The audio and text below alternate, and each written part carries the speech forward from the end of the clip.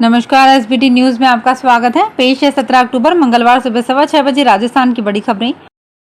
कांग्रेस अध्यक्ष मल्लिकार्जुन खड़गे ने प्रधानमंत्री नरेंद्र मोदी के राजस्थान दौरे के दौरान लाल डायरी को लेकर दिए बयान पर पलटवार करते हुए कहा कि लाल डायरी में लिखा है कि आगामी विधानसभा चुनाव में राजस्थान में फिर से कांग्रेस आने वाली है। खड़गे सोमवार को कांग्रेस की पूर्वी राजस्थान नहर परियोजना जन जागरण अभियान की शुरुआत के अवसर पर जनसभा को संबोधित कर रहे थे। उन्होंने जातिगत जनगणना का जिक्र करते हुए कहा कि जातिगत जनगणना होनी चाहिए। जातिगत जनगणना होगी तो अन्य पिछड़ा वर्ग को उसका हक मिलेगा। जयपुर जिले की 19 विधानसभा सीटों में से बीजेपी ने 5 सीटों पर प्रत्याशी घोषित कर दिए हैं। इनमें से 3 प्रत्याशियों का विरोध लगातार जारी है। इसके अलावा जिन सीटों पर प्रत्याशी घोषित होने हैं वहीं नाम कटने की आशंका के चलते नेता अपनी दावेदारी को मजबूत करने में लगे हैं। दरअसल पिछले विधानसभा चुनाव में जयपुर की 19 विधानसभा सीटों में से बीजेपी केवल 7 सीटें ही जीत पाई थी।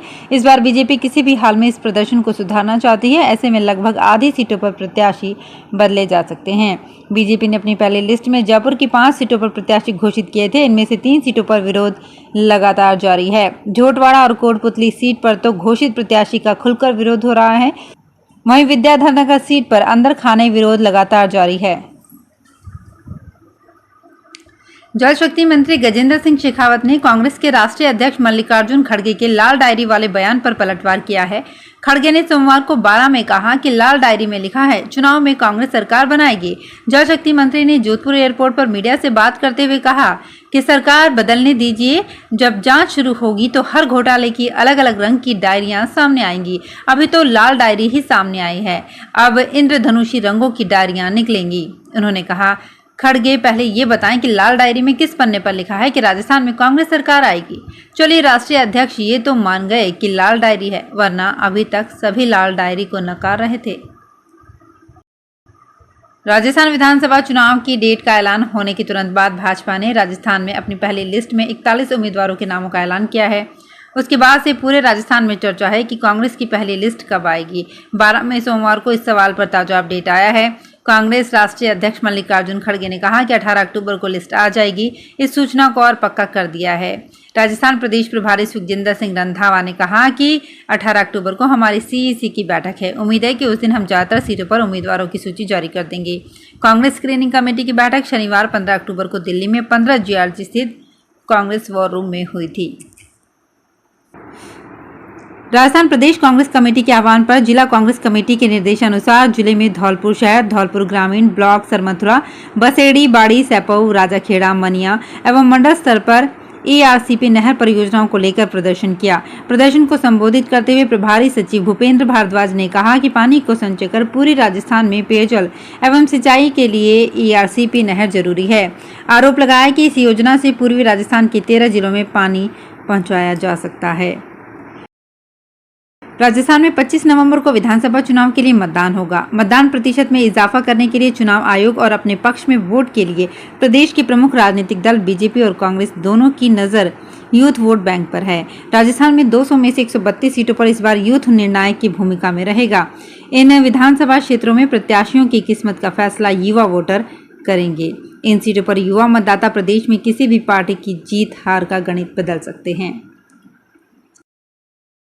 भाजपा आज से 19 अक्टूबर तक केंद्रीय चुनाव समिति की 2 बैठकें कर सकती है, जिसमें राजस्थान, मध्य प्रदेश और छत्तीसगढ़ में विधानसभा चुनाव के लिए बाकी उम्मीदवारों के नामों पर चर्चा हो सकती है।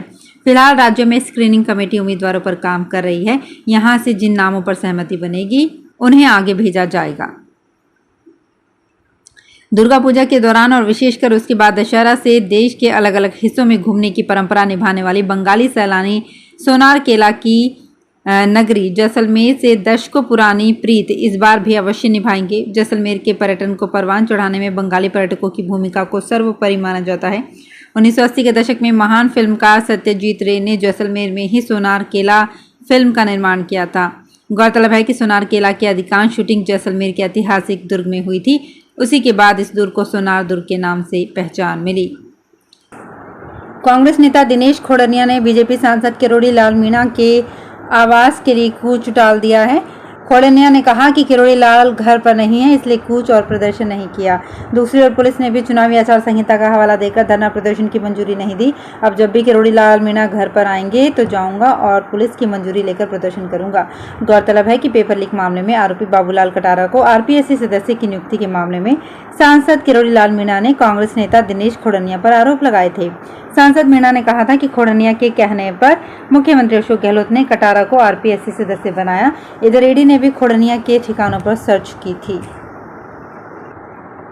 Indian space research organisation Bharat के पहले human space flight mission Gaganyaan के क्रू एस्केप सिस्टम की टेस्टिंग 21 अक्टूबर को सुबह 7 से 9 बजे के बीच करेगा।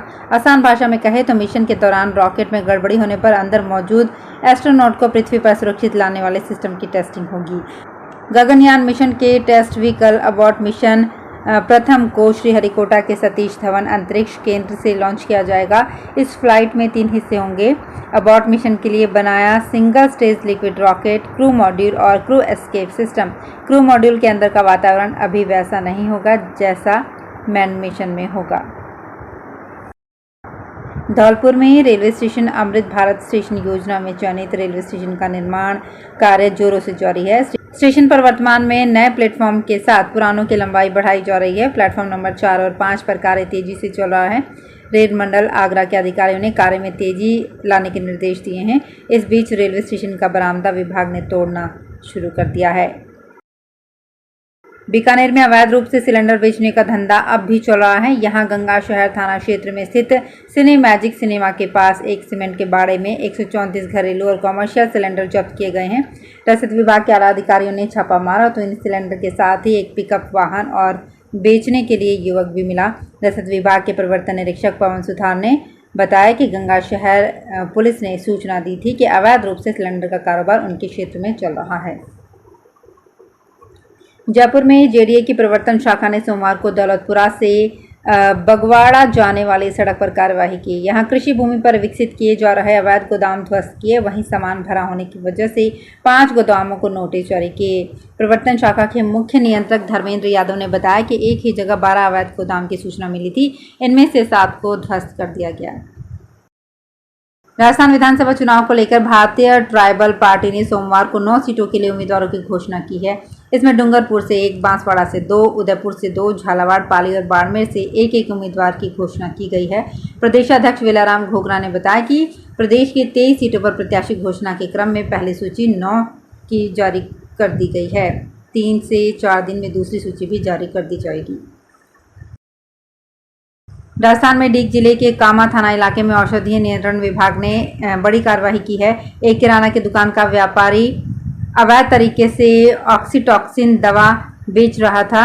ऑक्सीटॉक्सिन के विक्रय पर प्रतिबंध लगा है। सूचना पर औषधीय नियंत्रण विभाग ने दुकान पर रेड मारी, जहां से काफी संख्या में ऑक्सीटॉक्सिन दवा मिली। इसके बाद किराना व्यापारी के घर पर भी सर्च ऑपरेशन चलाया गया। कामा कस्बे के बस स्टैंड स्थित हुकुमचंद योगेश कुमार की किराना की दुकान है। यहाँ अवैध तरीके से प्रतिबंधित दवा बेची जा रही थी। तो फिलहाल इस बुलेटिन में इतना ही। फिर हाजिर होंगे कुछ और बड़ी खबरों के साथ।